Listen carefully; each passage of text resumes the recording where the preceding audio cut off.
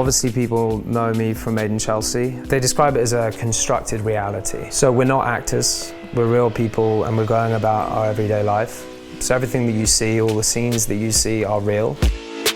Part of the reason why I think the show has done so well is to do with the way it's shot. The hard part at the beginning was getting used to being in front of a camera. I was aware that behind that camera there was a huge amount of people watching. I knew, I wasn't going to be in the show forever, and I had this brand and I had this opportunity, and I knew that I had to really hustle and work hard at it, because before you know it, it would be over. So originally Denim was called Serge Denimes. Serge is all about being young and being creative, and it's about having an idea and having a passion and following that passion. Denim's timeless. Like, no matter what the trends are, denim is always there. Whatever you do, don't just love it, live it. It's 24/7, give it your everything. I regret the things I won't do in life more than the things I do.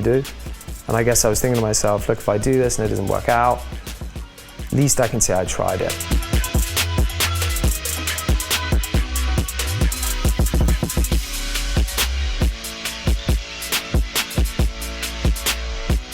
I get to meet a lot of cool cats as the host of London Real, but it doesn't get much cooler than Mr. Oliver Proudlock, star of Made in Chelsea, the creator of the fashion label Serge Denimes.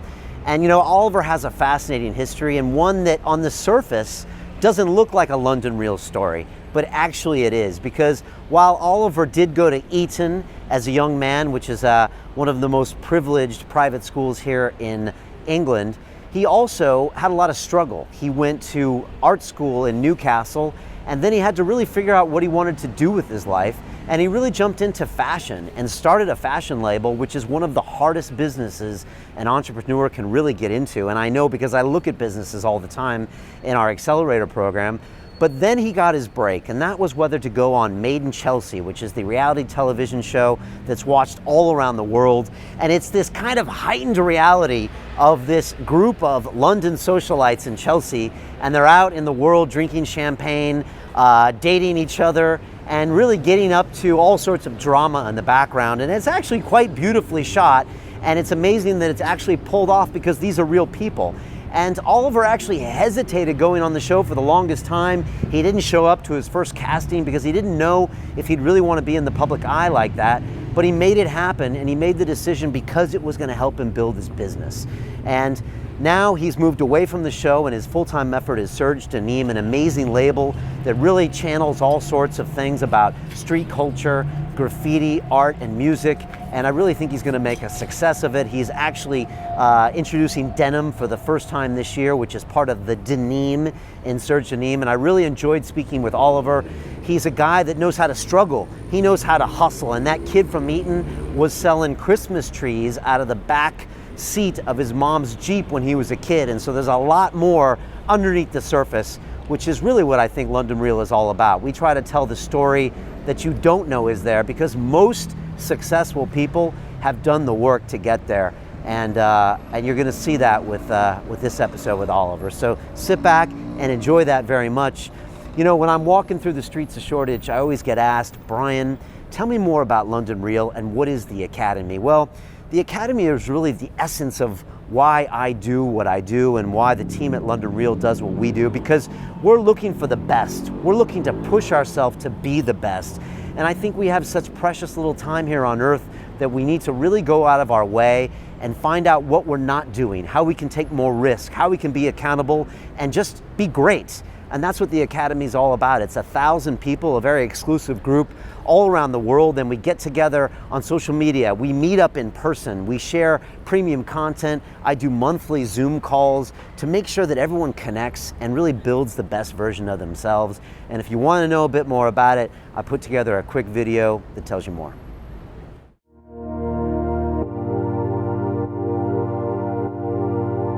The entrepreneurial journey, it can be a lonely road. I push myself in so many areas, but you can't do it all yourself. The thing about the Academy is it's like, look, you have the ideas, you have the ability, you have the skill, and you have the the sort of ambition for yourself.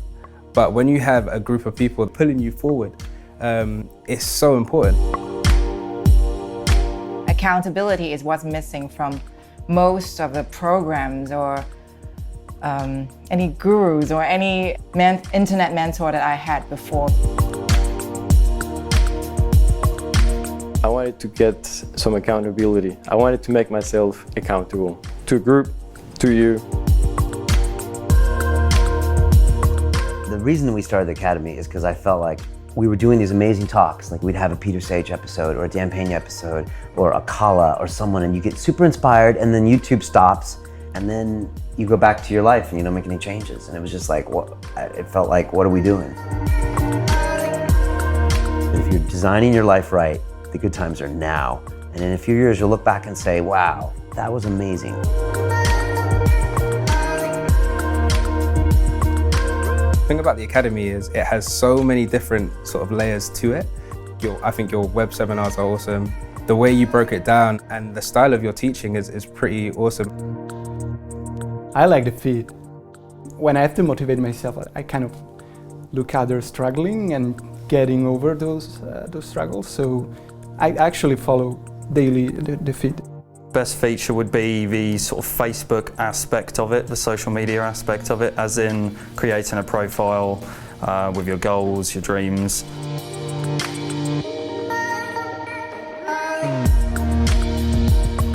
Everyone's on the same vibe, and we may be at different stages in our journeys, but everyone's on the same page at the end of the day. Everyone's really trying to push themselves and building the best you. It really resonates with me.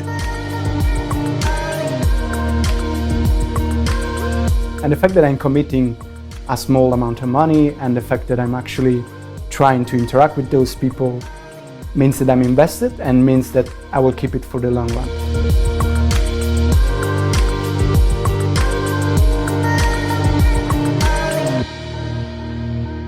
You have to be serious about yourself and what you want to achieve. And if you're serious about yourself, this is going to be such a fantastic platform.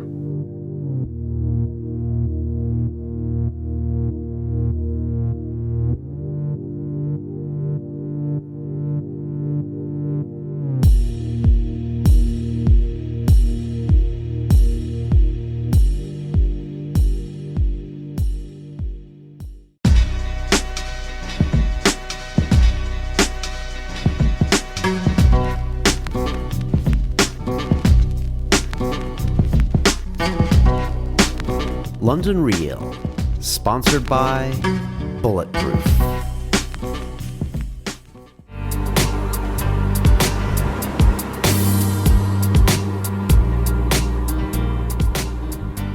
This is London Real. I am Brian Rose. My guest today is Oliver Proudlock, the English designer, model, influencer, and reality television star who gained mass popularity in the UK series Made in Chelsea. Pursuing your background in art, music, and fashion, you created your own label, Serge Denimes, focusing on premium urban apparel. You also published the blog Proudlock Style and have collaborated with many British designers. And you're a big supporter of the British Heart Foundation due to a history of conditions in your family. Oliver, welcome to London Real. Thank you very much, Brian. You got that spot on. Thank you. That's pretty much me in a nutshell. You think so? Yes. Well, we're going to find out more. There's so much to talk about with you. Yeah. And it's been interesting for me to get to know you, just kind of getting ready for this show. And there's some themes in your life that I don't think other people are aware of. And if I look at kind of the way you grew up, I see this kind of entrepreneur, this kind of hustler guy that I don't think people see necessarily from Made in Chelsea. And you know, when you're a kid, you're buying and selling used shoes, you're selling Yeah. Christmas trees out of your mom's Subaru. Yeah, absolutely. In Battersea. You do your own art exhibit when you're 17 and you realize, okay, people might want to buy my creativity. And now, with Serge Denimes, I mean, you're a startup guy. And I'm guessing it's not easy to start a fashion label. No, and no, so it's not easy at all. I see this theme that I'm guessing a lot of people don't know you for because they Sure. probably associate you with the character they know or the Absolutely. group of characters from the series. Tell me a bit more about this guy. Well, yeah, I mean, you're completely right. Obviously, people know me from Made in Chelsea. And, with that, people may think that I just drink champagne in bars, and I come from a very wealthy background, and maybe I don't even have a day job, etc. But like you say, since a young age, I like to think that I've always had to hustle. And I guess for me, my parents divorced when I was pretty young, and I was brought up with my mum in the countryside, and my dad was up here in London. And so I guess from a young age, I was always very independent. And yeah, I guess, my mum was very creative. She had her own fashion brand. She was a photographer. So, I was always around creativity. So for me, whether it be painting or taking photographs, I always knew that I wanted to be creative and do my own thing. And then I guess my dad, who was very entrepreneurial, he had his own restaurant, and he was always managing people. So I guess for me, going to and fro between the two, so growing up with my mum in the countryside, and then coming up to London and spending time with my dad, I guess I was just trying to take all of that in. And because, I was around people who, came from very wealthy backgrounds, and I saw what they had, and for me, I wanted to try and do the best I could, so I wanted to hustle. I would sell shoes at school. I bought Christmas trees, like you say, with a friend of mine, and we used to put the trees in the back of the car, drive around London knocking on all these people's doors, being like, do you want to buy a Christmas tree? Shifted 100 trees in 2 weeks, which was pretty epic. Before they die. Yeah, before they die. One thing we always offered as well, which is quite funny, we always used to say, for an extra £10 after Christmas, we'll come and get the tree and dispose of it. So, we used to go over there and we'd take the tree down, leave the house, cruise around the corner and just kind of duck it by a bin just around the corner. So did you need the money here? Did you not come from a wealthy family, or did you just like the hustle? No. So, my parents, when I was very young, I was born in London, and at that time, my parents had a bit of money, and they bought a place down in the countryside. And then I don't know if you're aware of the whole thing that happened with Lloyd's, but they lost a lot of money in Lloyd's. When was that? This would have been when I was about 4, I guess. Okay. So this is kind of in early 90s, around Okay. 1990. So at that point, they had to file for bankruptcy. And at that time, my parents weren't going through a great time. So that's kind of when they separated. And I moved to the countryside with my mum. Age 4, 5? So I was about 5 years old then. Okay. So I was 7 when my parents got divorced. Yeah. And it does something to a young boy. It Yeah. tells you a lot of things on the subconscious level that there's a lot going on there. It tells you a lot about Massively. relationships. It might tell you that you're alone in this world in a weird way. I don't know. What did you think it told you? Yeah, I think for me, because my dad was up here in London, so although I did see him now and then, I didn't have that sort of father figure with me at all times. So like you say, I guess there are 2 ways you can go about it. Either I kind of took it on myself to look after my mum and I guess just be really independent. And I guess for me, it helped me grow up a lot faster, I think. It was interesting, to go from being in, we had a really nice house, and we're all living together, and then obviously that separation process happens, and we sort of downgraded, lived in a really nice, cute little cottage, not too far from the old place. And at that time, my sister was in London, so it was only really me and my mum down in the countryside. But I guess for me at that time, that's when I really got into creativity, because my mum was so crazy. She was always doing different things. She was changing the interiors of the house. She was doing photo shoots. And so for me, I was around that all the time. So I just wanted to take all of that in. And I guess, even little things when I was at school, I used to go to Oxfam. I used to buy jeans and buy all these little, products and T-shirts. I used to come back, I used to cut them, I used to paint them, and then I used to, sell them to my other friends at school. Again with the shoes. Yeah. A friend of my dad's had a shoe company, so I used to buy all these shoes off him stock. I used to sell them to all my buddies, and then the parents would hear about it, then I would sell shoes to the parents. So I was just always trying to create and come up with new ideas. So I guess for me, it just helped me. I guess I just grew up a lot faster. So you had a fashion label back then, basically. I guess I like to think so, yeah. I like to think that I had my own shoe company back then, yeah. It's very American, these behaviors, buying things, selling things. Yeah. It sounds like stuff I did as a kid. Yeah, I guess so. I mean, it's funny, my brother actually, I've got an older brother, my half-brother. So I've got a half brother and a half sister, both on my mum's side. And we're all very spread out. So my brother lives in America, he lives in Boston. My sister lives in Australia. And then my full sister Laura, she's actually just moved to Australia as well. So our family is super spread out. And then obviously it's me and my dad here in London, and then my mum is in Gloucestershire. So despite us all being so spread out, we're super close. Okay. So it's very unconventional, but at the same time it kind of works. But yeah, I spent a lot of time when I was younger going to America. And I think, I spent a bit of time in New York, and to see they've got that sort of hustle mentality. And it's like, go get it, you know what I mean? And so for me, I kind of maybe think that I picked that up and try and bring that into my everyday life. Yeah, I mean, it's the essence of New York, is the hustle. Oh it's my that God. you want it, you get it now. If not, there's someone else that's going to do it Exactly. in front of you. So, But also I find, especially when I spent time in New York, the positivity I found there was so, I couldn't get enough of it. Like I think here in London, in the UK, when you tell people about your ideas, or if you meet someone in a bar, they don't really take it in. They're like, oh yeah, whatever.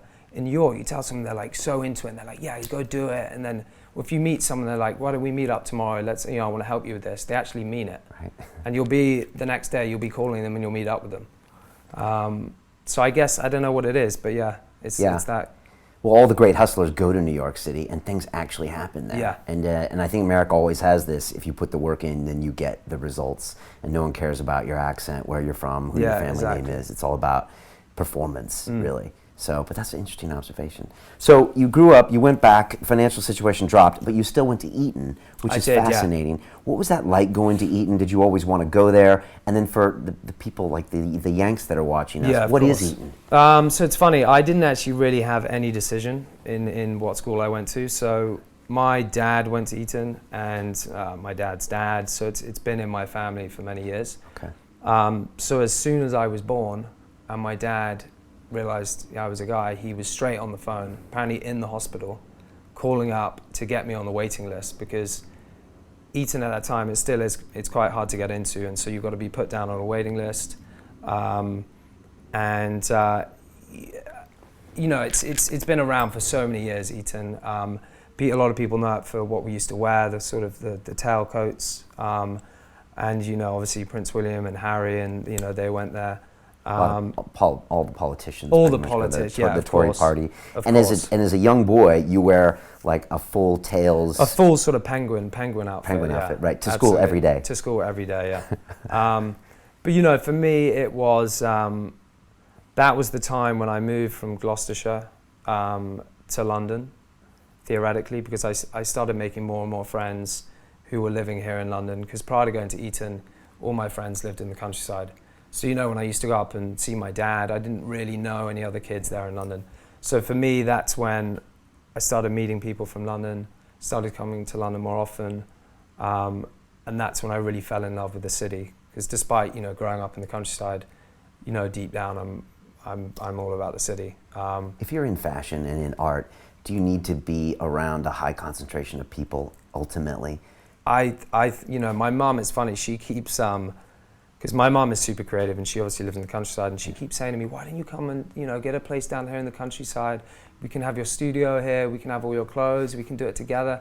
Mum, I would love that, but I need to be where it's all happening, because for me, so much of my inspiration comes from my surroundings. Yeah. Ideas, things you see. People you meet, exactly. So for me, I have to be in the city. Yeah.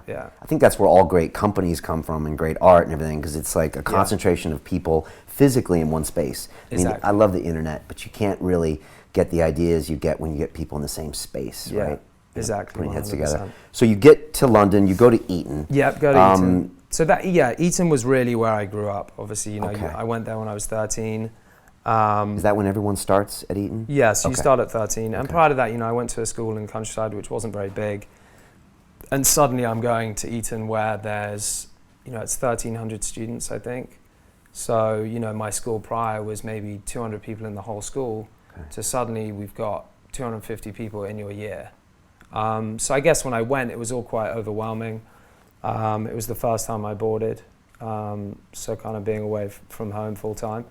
But yeah, I mean, it was an incredible opportunity. The people I met, the teaching you get, the facilities, all the sport. And for me, that's where art really took over. I mean, the art department there was incredible. Really? So before I knew it, I was in the art schools every day, painting, out of hours, and that's where it really kind of kicked off and developed. How would you describe that first year at Eton for you? I mean, the things you saw, the things that were different, or if you had to describe it to someone, in America, it's like this, and this. It is. It's so hard to explain. I mean, it's like a mini world in its own, because it is like Eton's a little, it's like a little town, and everyone's walking around. So let's say you're, from America or a tourist coming in, you can be walking amongst all the kids in their penguin outfits cruising around, and all these incredible buildings, so historic, so much, so many traditions. And I guess, going there in that first year, I mean, there was just a lot to get used to, starting with, the outfit, starting, from getting from one place to the next, it could take 15 minutes to walk. It's like a university feeling. It is. It's like it has that campus feel. And all the rules, and There were a lot of rules? There were a lot of rules. Eating rules, talking rules? Yeah, talking rules, and they would have this thing called capping, where if you see a teacher, you would have to go like this, which is going back to when they used to wear top hats. Right. So obviously you would have to push your finger up to raise the top hat, right? Which they still had that. So if you see a teacher, which they would call a beak. So there are all these terminologies, right. All these things you've got to get used to. Like no longer is a teacher, it's a beak. A beak. That's like a cult. They have all these. So you would do this to them. So it was coming from the countryside, from such a small place, going into a place like that was. It took some getting used to.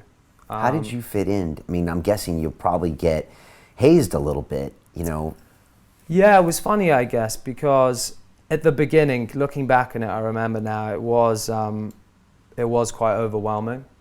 And I think it maybe took me the first 3-4 months before I really started settling in, and you start properly meeting people.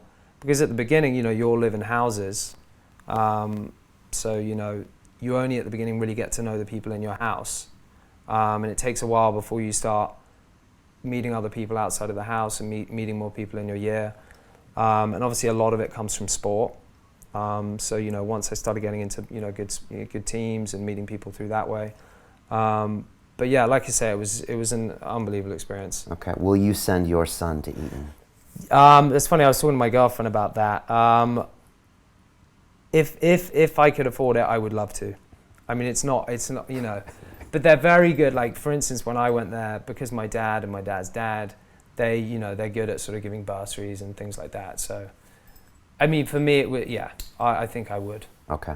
There's a lot of artists and creatives, that watch us at London Real, and I think they all want to know how they get their art and, actually able to live it, like you're doing right now. And I just want to find out about how you pursued art, because you went to St. Martin's after that, but you didn't stay there, and then you went up to Newcastle to study art. So before we get into the business, I just wanted to know what your journey was like with the art world, with being creative. I know you used to paint. Yeah. Now you're in fashion, really. How did that all happen? I mean, I guess it obviously starts. I mean, it did start before Eton. Even when I was at my prep school, I used to do a lot of drawing, and I used to stay back at school quite a lot, and that's when my mum knew that I was kind of really getting into drawing and painting.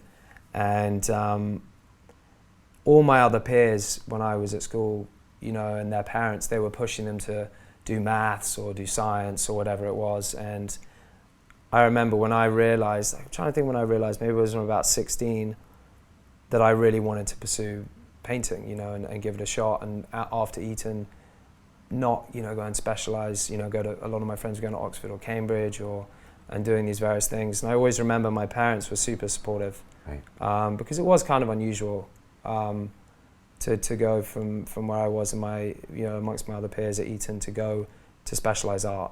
Most Eton graduates go into politics, into banking, exactly, into science. Exactly. But I was very lucky that my parents were super supportive. My mum has always wanted me to be creative. I mean, she was so excited when she knew that I was going to head down that path. And although creative people are born Like you're born to be creative? Or do you think think so. if you didn't have that encouragement by your mom, you could be a banker right now and you would always wonder, like, I still like to draw on my weekends? Like, do you think people get pigeonholed into being one thing or the other? I don't know. I honestly think that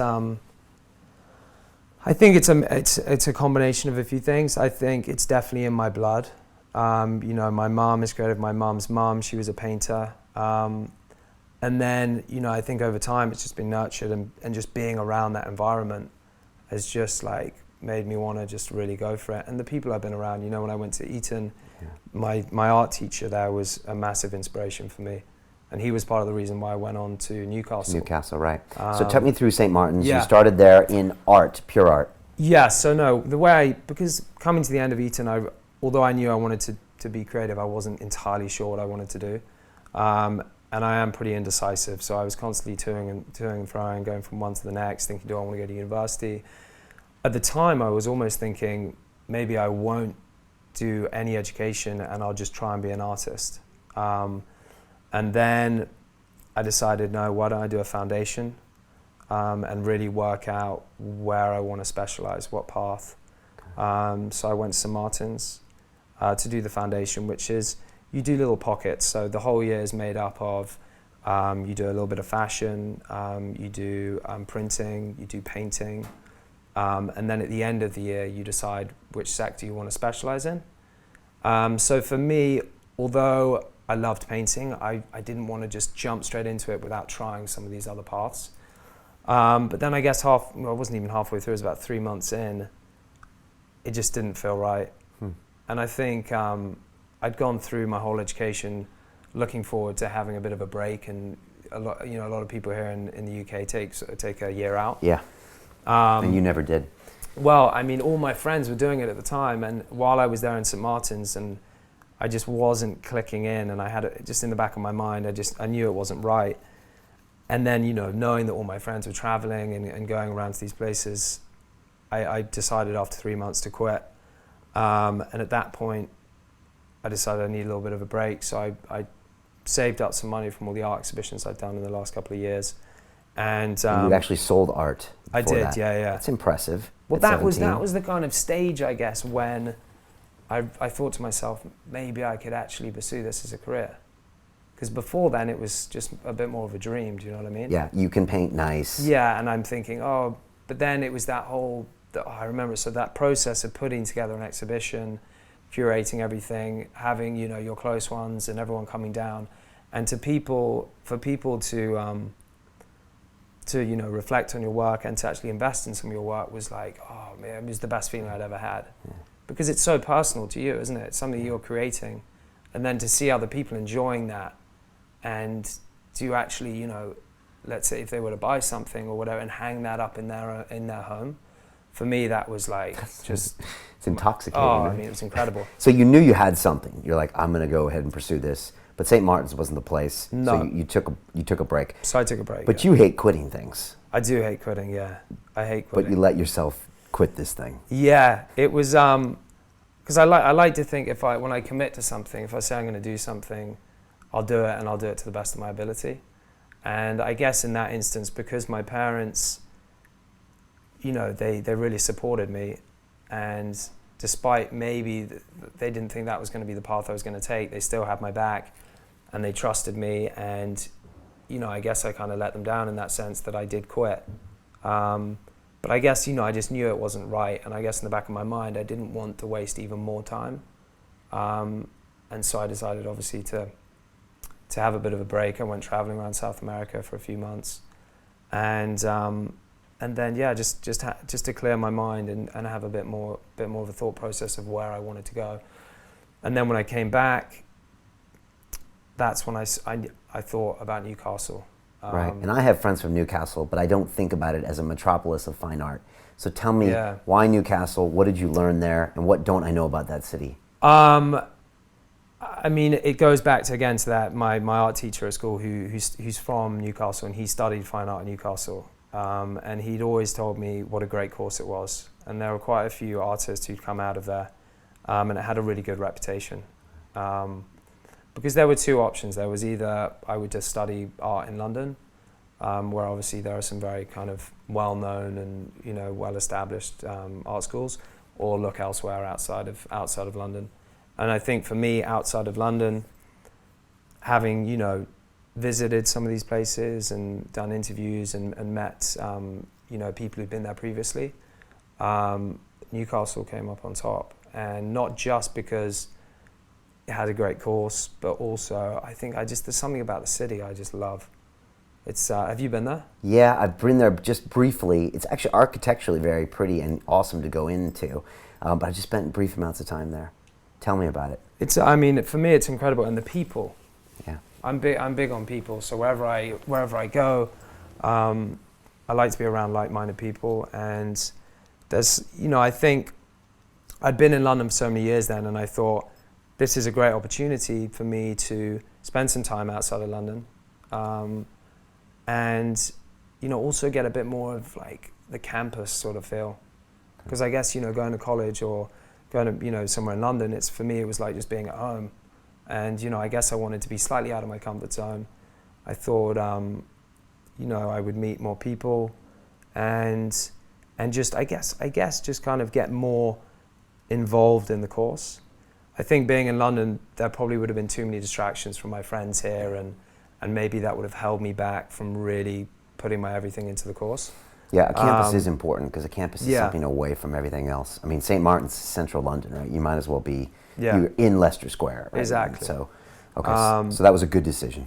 So yeah, no, it was a great decision. So I was there so the course was 4 years, and that was an incredible opportunity for me to really just like get fully into my painting, and I absolutely loved it. I mean, the course was 70% practical and then 30% art history. So it was nice to do a little bit of the combination of the two. But yeah, that's where I really kind of developed my skills, and I just got very much into my own little world, which was great. But then also looking back on it, it's probably another thing why I decided that I didn't want to have a career as an artist. Because it can be lonely. So lonely. Because you got back from Newcastle, you went back to your mom's place in the country, you're there painting alone, and what happens? Well, it was one of those things, like when it was coming into the fourth year of Newcastle, obviously by that point a lot of your friends have left, because most people have a 3-year course. And as with anything creative, you can kind of go through ups and downs, you can get into a bit of a rut. And I remember I got in such a bad rut, and I just couldn't think creatively, and I didn't know which direction I was going. And I guess at that time, I didn't really feel that I had someone. I had my tutors and I had a couple of my peers who I was very close with, but I didn't really feel that I had someone to kind of talk about the concept of the pieces I was creating. I wasn't necessarily happy with them. And then, like I say, it came to the end of the fourth year. I moved back down, back down south, and at the time, I didn't have a place in London, so I went back to stay with my mum, and stayed there for a few months. And during that process, that's when I was trying to think, right, where do I want to go now? What's going to be my career path?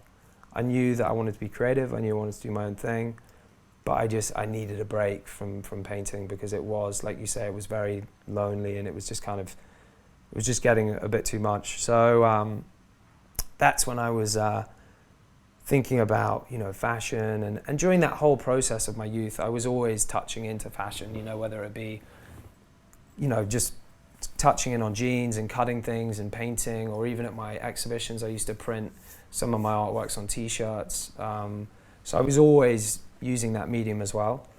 And I remember I was down at my mum's, and she did a book on Carnival in Rio. Mm-hmm. It was called Carnival in Rio 78. And it was her and her first husband, and they went to Rio Carnival 4 years in a row. In the 70s? In the 70s. Really? Which is when Rio Carnival was okay. Just pure. It was out on the streets, and it was just crazy, and it was just really raw and just authentic. And I like Rio a lot. Oh, Rio's incredible. It's very raw. And I remember I was looking at this book, and I'd been to Rio Carnival during my when I quit St. Martin's. I went to Rio for 3 months. Okay. I was actually only meant to go there for 2 weeks, and I ended up staying for 3 months because I just fell in love with the place. Where? Copacabana? Or So I was Ipanema? staying in Ipanema. Okay. And then I actually went to a place called, what was it called? A place called the Maze Inn, which is a youth hostel at the top of one of the favelas. Okay. Owned by this crazy guy who's actually a painter, this guy called Bob. Okay. Really cool English guy, and he moved there back in the 70s. And at the time, he was this English white guy coming into the favela, and all these guys were like, who is this crazy guy? And decided that he would build this youth hostel at the top of one of the favelas, the most insane views. And I ended up staying there for 2 months with this guy, Bob. Okay. Yeah, the favelas have like the greatest views in Rio, which is because I think traditionally the rich people didn't want to climb up the hills, and so the favela people go there. I spent many years there. I used to actually box at a gym on the top of one of the favelas in between Copacabana and Ipanema. Okay, well then you know all about it. And it's just fascinating. The favela culture is fascinating. Just looking at the favelas, if you're from the first world, it just looks weird when you first get into the city because there are these homemade homes built up there, homemade plumbing, and yet people live there. It's insane. Sometimes they have widescreen TVs in there, but it's fascinating. Well, it's like you say, and now it's funny because obviously so much has changed there, and a lot of the crime is getting a lot, all the drug lords have been pushed up north, so they pacified a lot of the favelas. So all the boppy went in, with all the tanks and machine guns and everything, and they pushed them all out. I think there's only one favela now which isn't pacified. Okay. Which is called because it used to be very dangerous. All the drugs were happening there. You could get shot. People would get shot. Whereas now, it's much safer. But it's funny now because all the rich people want to now acquire land in these favelas because, like you said, the views in these places are incredible. And the culture is incredible. Oh, the culture and all the everything about it. And anyway, so I was looking through my mum's book. And so all the images they'd taken over those 4 years, they put into this incredible book. And I was looking through this book and I was thinking back to when I went there a few years before, and I was like, oh, this was just like the most incredible place. And suddenly I was thinking, I would love to do something with these images. And then the whole thing just started spiraling, and I was thinking, wow, maybe I can print these images on t-shirts. So it's kind of linking back to a process that I was familiar with, because obviously I'd printed some of my artwork on t-shirts when I used to have exhibitions. Right. And then, I was speaking to my mum. I was like, Mum, could I use these images? Could we do some sort of collaboration? And, then I was thinking, wow, maybe I set up a clothing brand. And I was thinking all these things going through my mind. I'd never set up a business before. So all this stuff about setting up a business name and doing all that stuff was just, I had no idea. And then I was thinking about the name, and so my mum, she used to have a denim business called Denim and Style, and she's basically denim crazy. So when I was a kid, I was like head to toe in denim. Our house, which we still have now. Your house was denim. It's the whole thing's denim. So no, I'm not kidding. My room is, the walls are black denim, all the walls black denim. My bedboard is slate denim. The bathroom is blue denim. The whole house is denim. My mum is crazy. Denim bean bags everywhere. And she used to have a business called Denim and Style. Okay. And so for me, I guess, when I think of fashion, I always think back to denim, because I guess since I was so young, I was just surrounded by it. So I was what does denim mean to you? If you think about it, what does it actually mean to you? For me, denim, everyone always talks about trends and things that come in and out. And I think for me, denim's timeless. No matter what the trends are, denim is always there. And for me, denim is part of my everyday life. I wear denim every day. And I guess, this is why when it led to me thinking about my brand and the name and the origin and what it's going to be about, I look back to the origin of denim. Which is what? Well, the actual name itself goes back to Nîmes, and the way the cotton is woven was coined Serge. So originally denim was called Serge Denimes, so Serge of Nîmes, and then became Denimes, and then denim. Okay. So back in the 60s, I believe, there used to be a brand called Serge Denimes. Okay. And was denim always a functional cloth? Was it always a working man's cloth? I think it was, much more of a working man's cloth, okay. I was told that the San Francisco 49ers wore denim, Yeah. being from California. I don't know if that's true, but I was always told, that's where Levi's got their denim from. Yeah, I mean, because this was the crazy thing, and I remember I was sitting with my mum, and I was like, we were looking back at Nate, and this whole process was, you know, so long, and I remember thinking, wow, Serge Denimes, I was like, that sounds really great. It's got the origin of denim, and it ties in so well. And so yeah, we went with that name, and because she, funnily enough, knew the brand back in the 60s. It used to be called Serge Denimes, which obviously was no longer around. So then, yeah, I set up the business name Serge Denimes. I had a cool contact. It sounds good, right? Yeah. I had a contact in Portugal, because obviously the hardest thing setting up was like, right, where am I going to make these things? I had a contact in Portugal, in the north of Portugal, in a place called Porto. Made my first set of samples, printing these images on the t-shirts. And this is back, this is like 5 years ago when graphic t-shirts were really on trend. Right. You know, people wearing big, loud prints and things like that. And then I decided that I wanted to take the t-shirt back to Brazil. So then I went back to Brazil for 2 months. I took these t-shirts with me. I set up a blog, and I took my camera, and I was just going up to, like my mum did when she did her book back in the 70s. They had, you know, scarves and masks, and they were going up to people on the beach saying, oh, can you put these on? And going up to random people and just taking photos. So I was doing a similar sort of thing, but using these t-shirts and going up to the Brazilian, just getting that essence of Brazil, you know, where these images were coming from. And obviously it's a time where, you know, we're going from the 70s to 2000, and this was 2010. And I just set up a blog and just thought, look, I'm going to go out there, set up a blog, and just get a bit of momentum going. And that's your first foray into social media at this point? Yeah, that was actually, yeah. Okay. On Tumblr. That was my first kind of introduction to it. And it went well? It went well, yeah. It was, I guess for me, it was nice to kind of, I wanted to take them back to where they came from, and I didn't want it just to be, at that time, just to be a brand or just be a t-shirt brand.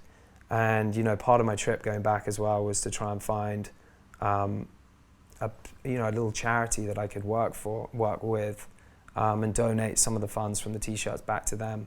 And that's when I was going to the favelas, and I was trying to meet people and find a suitable sort of charity that we could team up with. And I actually finally went to Rocinha, which is, I think it's the only one now which is unpacified. Right. And there was an amazing... It's north of Ipanema, right? Amazing, yeah, exactly. Yeah. Amazing it's place. Huge, right? Massive. It's like a city people. In itself. Yeah. And at the bottom of that, there was an incredible, almost like a little school, and they had sewing machines upstairs where the kids were making clothes using offcuts, and obviously, you know, had the books and everything going on there.